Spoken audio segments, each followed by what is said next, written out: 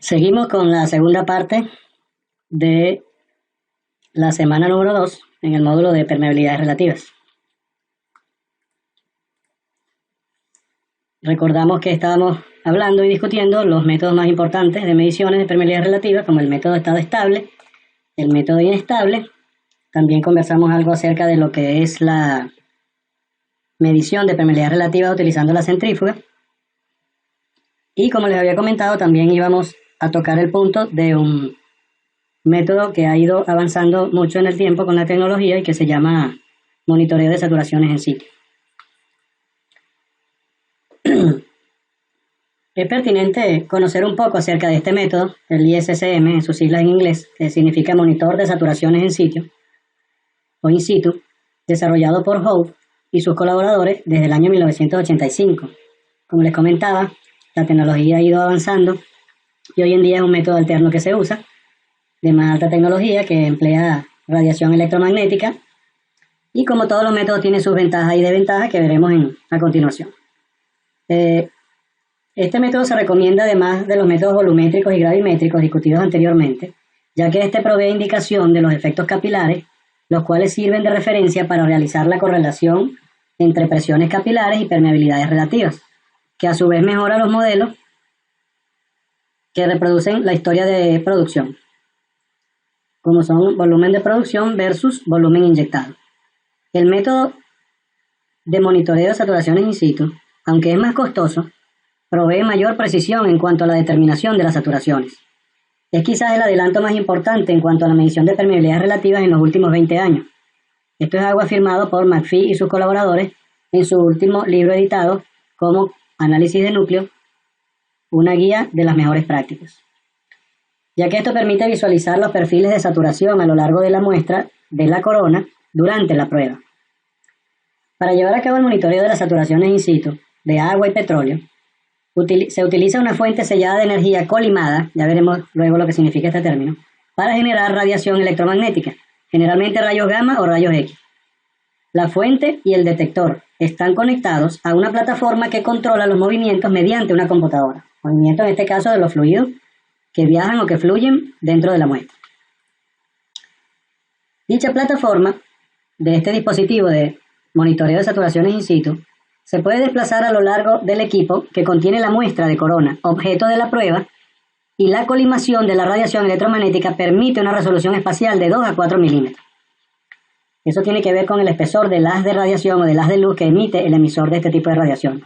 El procedimiento que permite mover la fuente y el detector, además de abrir la fuente y ir registrando la intensidad de la radiación, es lo que se conoce con el nombre de escaneo. Aquí en esta figura, como les comenté anteriormente, que es tomada del texto de McPhee y sus colaboradores, se ilustra como un pedazo de núcleo o de corona, un tapón, que es cortado tan largo como sea posible, es objeto de una radiación electromagnética a partir de una fuente, y estas radiaciones son colimadas o son encausadas para atravesar la muestra y poder visualizar en tiempo real cómo los fluidos se van desplazando dentro de la muestra. Este equipo se complementa con un detector de centelleo en la parte lateral de la muestra del aparato para poder magnificar la señal y poder obtener una imagen o una especie de rayos X de la muestra con los fluidos desplazándose en tiempo real dentro de ella. Eso está unido por una pista que permite que ese equipo se pueda mover lateralmente y hacia arriba y hacia abajo, de manera de poder dar seguimiento al desplazamiento de los fluidos en tiempo real, ¿no? Aquí a la derecha arriba tenemos una figura de uno de los equipos precursores de este monitoreo de saturaciones in situ, que era específicamente manejado con rayos X, exclusivamente manejado por rayos X, y donde los pequeños caudales de agua que se inyectaban en muestras que estaban saturadas 100% de petróleo, inclusive tenía la facultad de poder hacerse en núcleos, en coronas de diámetro completo, se podía ir monitoreando y siguiendo con los rayos X en tiempo real, a tasas controladas. Esto es una prueba, no necesariamente los fluidos se distribuyen de manera uniforme como está aquí en esta figura, pero la estoy tomando de un taller de análisis de núcleos de Interrock donde se explicaba que este tipo de tecnología ya sí existía anteriormente y se podía monitorar el desplazamiento de los fluidos en tiempo real como que si fueran rayos X. Como les mencioné anteriormente, el haz de luz encauzado o colimado, o de radiación colimada, no es más que la manera de evitar que los rayos electromagnéticos se dispersen.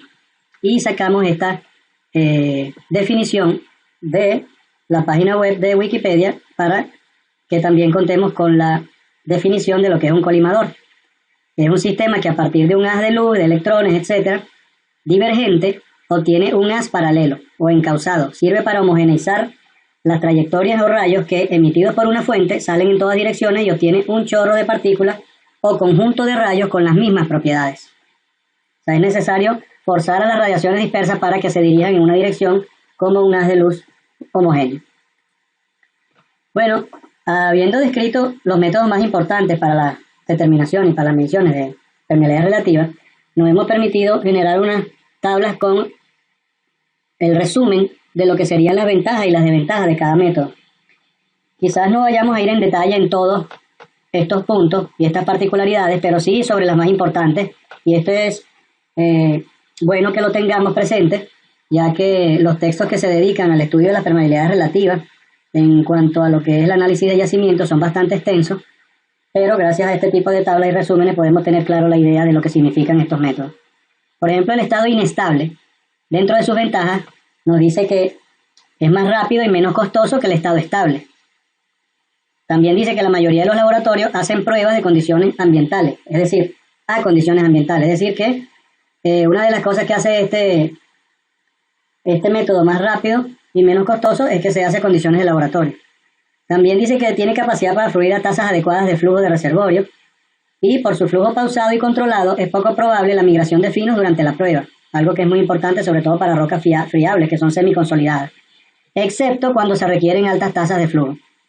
En cuanto a sus desventajas, tenemos que requiere muestras de mayor tamaño para optimizar la precisión de las mediciones de permeabilidad relativa. Eso no siempre es posible porque a veces hay escasez de volumen de muestra, depende de la cantidad de núcleo que se haya cortado o de corona. La inestabilidad capilar común en esta prueba invalida la teoría Buckle-Leverett y afecta tanto las saturaciones residuales como la determinación de la permeabilidad relativa de agua. Eso dentro de las desventajas, por supuesto. Y tenemos también que la interpretación es relativamente compleja. Hay varias derivaciones de métodos matemáticos para obtener los cálculos a los que le hice mención anteriormente de las saturaciones o de los caudales de flujo que no han salido todavía por el extremo de la muestra y hay que calcularlos estimándolo según los volúmenes que se van inyectando. Por ejemplo, como el caso de Johnson, Bosler y Naumann. Eso lo vamos a ver más adelante en los próximos temas que vienen sobre este módulo de permeabilidad relativa. Este y otros más. Dificultad para medir permeabilidad relativa al petróleo a bajas saturaciones de petróleo. Esa es otra de las desventajas que tiene este método. Para el método estable, tenemos que dentro de las ventajas, las permeabilidades relativas pueden ser calculadas a partir de un amplio rango de saturaciones de agua, porque se empiezan a determinar desde el primer momento en que se inicia la prueba. La permeabilidad relativa al agua es mejor definida a valores bajos de saturación de agua y evita los efectos de inestabilidad. También se dice que una de las ventajas son los cálculos simples al emplear la ecuación de Darcy. Y finalmente, que es el método más adecuado para fluidos viscosos. Dentro de las desventajas del estado estable, se dice que requiere de tapones tan largos como sea posible. ¿Para qué? Para optimizar las mediciones de la permeabilidad relativa a cualquier tipo de fluido. Esto es para mantener lo que es el flujo estable dentro de la muestra. Pruebas requieren de mayor tiempo y son más costosas. Ya esto sería una desventaja en función del método anterior que acabamos de describir. También requiere de altos caudales y es posible la migración de fino. Finalmente, dentro de las desventajas del método estable, tenemos la prueba favorece de alguna manera la migración de fino gracias a las altas tasas de flujo que emplea.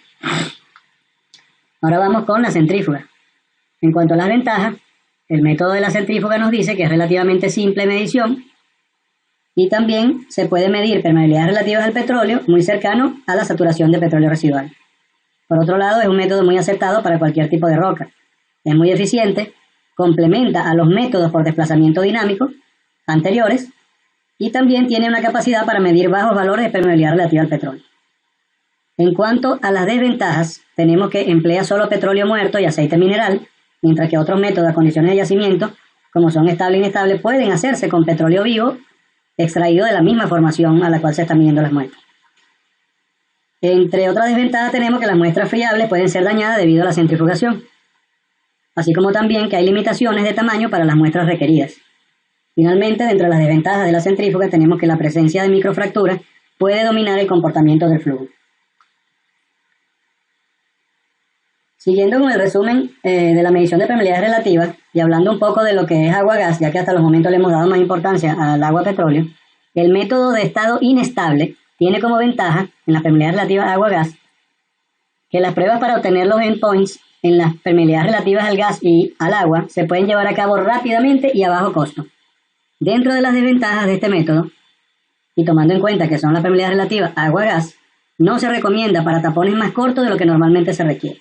Es decir, que no se alcanza la estabilidad de los fluidos en tapones que no tengan las mediciones estándar mínimas requeridas para las mediciones, que vienen siendo mínimo 1 pulgada de diámetro por 1,5 de largo.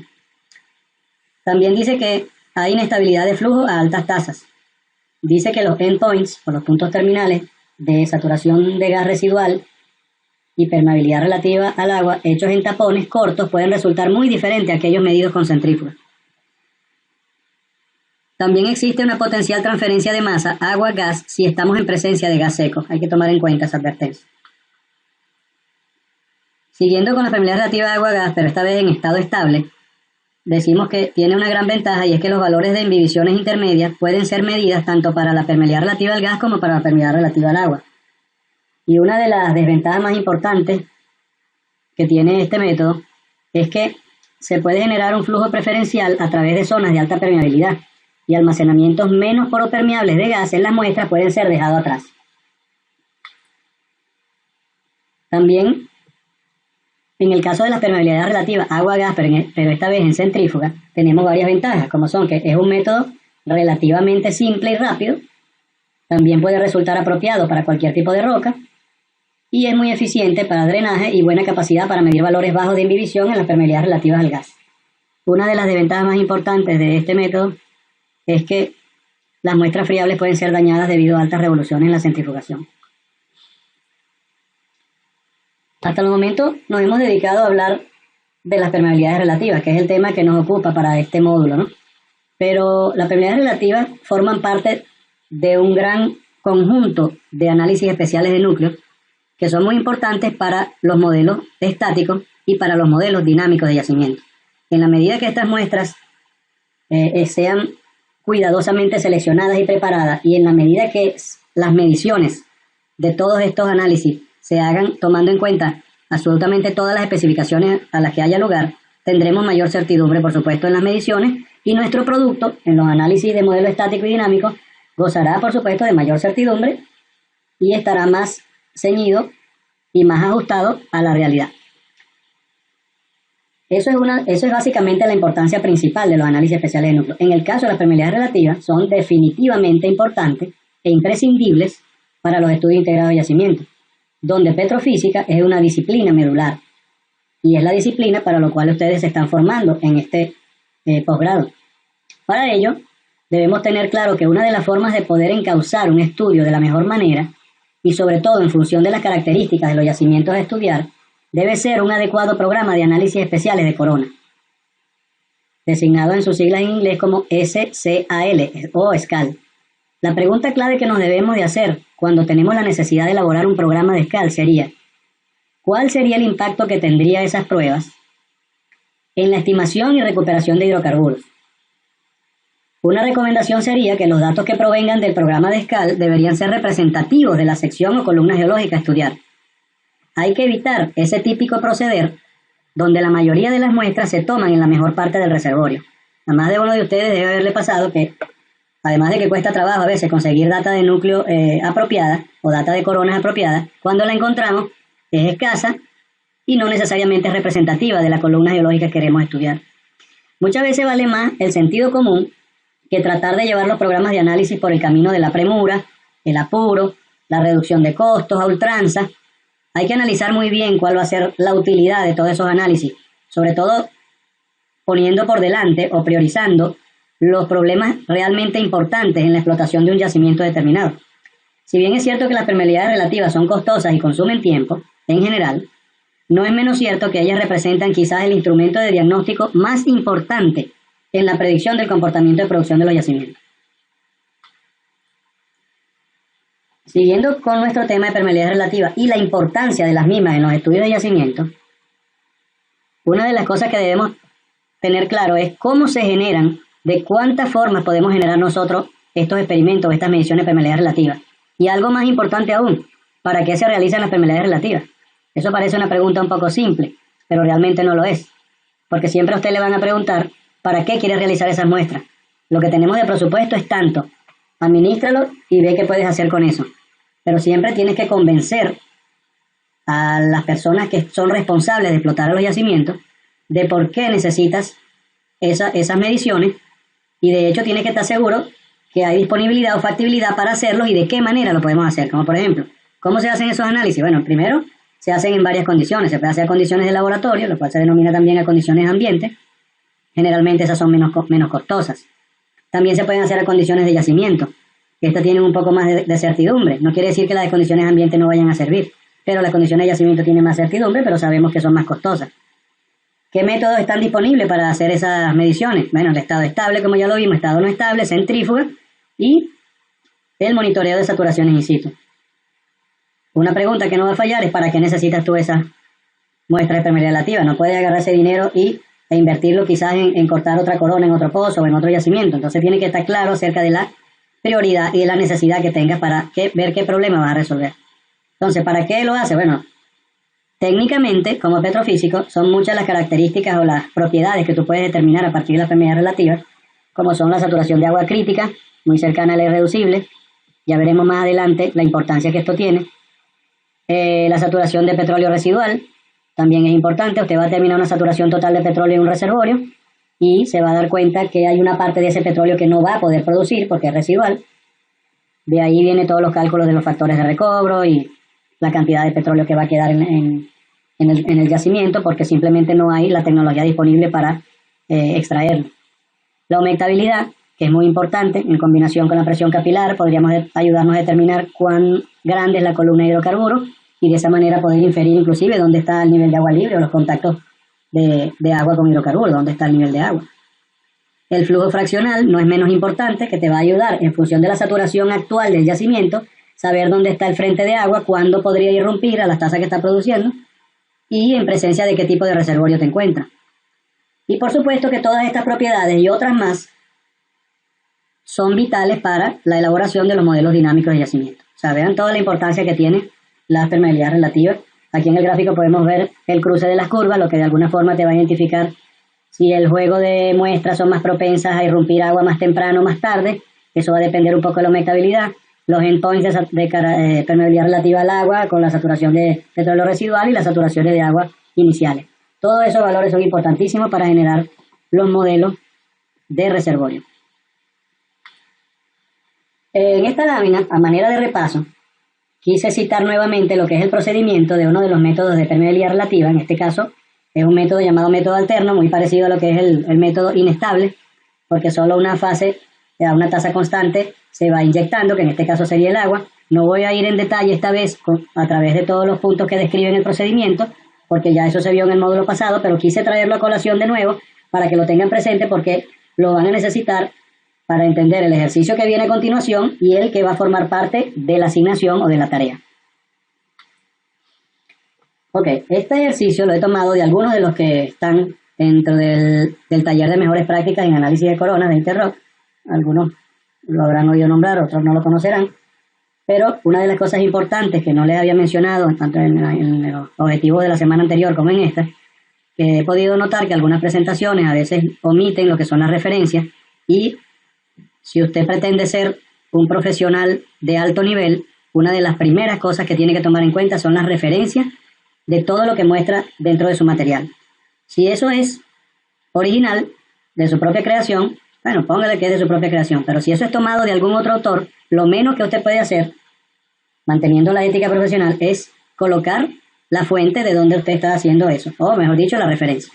Bueno, continuando con el tema, tenemos un ejercicio. Este ejercicio va a ser guiado, es un ejemplo al cual ustedes van a observar para que después realicen el que le corresponde en la asignación. Entonces aquí nos piden que con los datos suministrados, determinar las saturaciones de agua promedio y las permeabilidades relativas al agua y al petróleo. Luego proceda a graficarlas en un plot o en un gráfico donde el eje Y contenga las permeabilidades relativas, preferentemente en escala logarítmica. Ya les mostraré el ejemplo cómo está, cómo se ve, y en el eje X la saturación de agua a escala lineal. Repetimos, en el eje Y las permeabilidades relativas, tanto al agua como al petróleo, y en el eje X la saturación de agua. En el eje Y a escala logarítmica, en el eje X a escala lineal. Bueno, con los datos que se están suministrando, tenemos que ya nos están dando la saturación de agua inicial, el volumen poroso de la muestra, el caudal de agua, que en este caso va a ser constante, y dice que es 0.0168 centímetros cúbicos por segundo, la viscosidad del agua, mu sub W, mu sub O, la viscosidad del petróleo, el largo de la muestra y la sección transversal de la muestra, en centímetros y en centímetros cuadrados respectivamente. También nos suministran la permeabilidad absoluta, que es 0,312 Darcy. Esto tienen que tenerlo muy claro, está en Darcy. Si fueran milidarcy, fueran 312 milidarcy. Eso lo saben ustedes. Entonces, una vez suministrados estos datos, teniendo claro lo que significa cada uno de ellos, como aquí tienen la nomenclatura, la explicación de la nomenclatura de cada uno de ellos, aplicaríamos las siguientes fórmulas que tenemos aquí a la derecha, que son para calcular la saturación de agua promedio. Y se acuerdan que el método donde se hablaba de saturación de agua promedio era en el método inestable, porque hasta que no irrumpiera agua por el otro extremo de la muestra, simplemente lo único que podríamos hacer es calcular un promedio de saturación de agua dentro de la muestra de acuerdo al volumen de agua que se había inyectado. Por eso que aquí dice que la saturación de agua es igual a la suma de la saturación de agua inicial, que ya está dentro de la muestra, más el volumen de petróleo en el volumen poroso que es colectado o recogido o reportado en el otro extremo de la muestra, porque se supone que ese volumen desplazado de petróleo que usted recoge es equivalente al volumen de agua que se inyectó por el otro extremo de la muestra.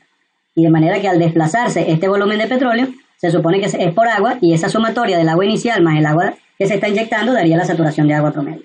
Eso es una breve explicación para tener claro en el ejercicio a qué se identifica o qué se refiere este cálculo. Bueno, luego tenemos las fórmulas de permeabilidad efectiva al agua y al petróleo.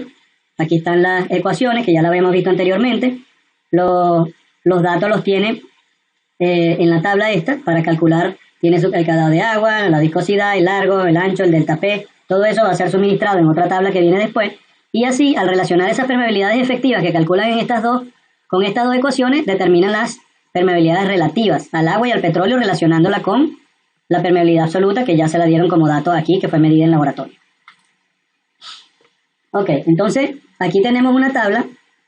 Tenemos los datos iniciales que nos dieron. Aquí está la nomenclatura de cada uno de los parámetros, las fórmulas que vamos a utilizar, y aquí tenemos otros datos iniciales dentro de la tabla de valores que se han medido en el laboratorio. Aquí está la WI, por ejemplo, el volumen acumulado de agua que se ha ido inyectando. Estos son los tiempos de medición, volumen de petróleo acumulado, recuperado. Esto ya es el caudal calculado a partir del volumen de petróleo.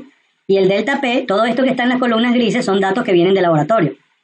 Usted va a calcular, como se le pidió aquí, la saturación de agua promedio y permeabilidad relativa, para proceder a graficarlo en un plot y hacer las curvas de permeabilidad relativa a partir de este ejercicio. Lo primero que va a calcular es la saturación de agua. Tiene la saturación de agua inicial, aquí está el volumen de petróleo acumulado y está el volumen poroso que también está dentro de los datos. Aplicando esa ecuación, usted obtiene lo que está en esta columna azul, que son las saturaciones de agua promedio para cada estación de inyección, para cada paso de inyección o para cada estadio de inyección. Luego, con las fórmulas de saturación de permeabilidad efectiva, al agua y al petróleo, calcula estas columnas anaranjadas, ya tiene todos los datos para tal efecto, y finalmente va a calcular lo que está en estas columnas verdes, que son las permeabilidades relativas al petróleo y al agua, relacionándolo con la permeabilidad absoluta. Una vez que tenga esos datos, entonces procede al ploteo de las curvas y le va a dar algo parecido a esto que está aquí.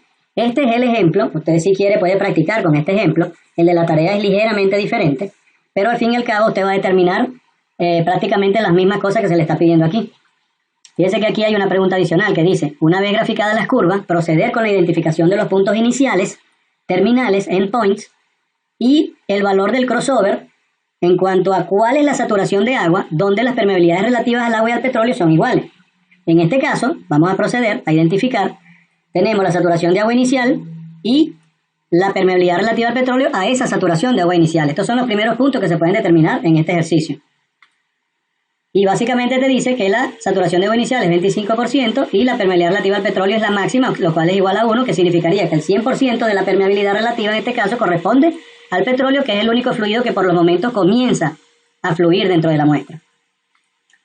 Una vez que se termine la graficación de las curvas, vamos a saber dónde está la saturación residual de petróleo. En este caso está un poquito más allá de los 75% de saturación de agua, lo cual te permite por diferencia definir cuánto es realmente el petróleo residual. Y aquí nos dice que es más o menos 24%. Entonces, la saturación de petróleo residual es 1 menos la saturación de agua. ¿En qué instancia? Cuando la permeabilidad relativa al agua es máxima, que la tenemos justamente en este punto, en este endpoint, por eso se denomina punto terminal. Entonces la permeabilidad relativa al agua a saturación de petróleo residual tendrá un valor, y en este caso se está determinando que es de 0.19, quiere decir que es de 19%. Esto más o menos da a este valor. Aquí tenemos 0.10, aquí sería 0.20, pero es un poco menor. O sea que este sería el valor de la permeabilidad relativa al agua como punto terminal a la saturación de petróleo residual. Aquí tenemos cuando las curvas se cruzan, es simplemente donde las permeabilidades relativas tanto de un fluido como el otro se igualan y se determina la saturación de agua a la cual eso es posible. En este caso vemos que la saturación de agua en el crossover, en el punto de cruce, es de 58%. Tengan muy claro y estén pendientes de que este valor no necesariamente implica un parámetro de corte para ver a dónde se puede determinar arenas netas petrolíferas y eso en cuestiones de cálculos petrofísicos. Pero sí es importante saber que a partir de ese valor de saturación de agua en su yacimiento, la arena o la caliza o el yacimiento a través del cual está fluyendo el hidrocarburo y el agua es preferentemente permeable al agua. O sea, a partir de 58%, usted va a tener más agua moviéndose en el yacimiento que el petróleo. Ya después, los cortes se pueden determinar un poco con mayor precisión cuando lleguemos al tema de flujo fraccional. Pero es bien interesante todo lo que se puede lograr en este ejercicio de permeabilidad relativa, el cual ustedes realizarán como parte de la asignación que se le entregará. Bueno, gracias por su atención y será hasta la próxima semana.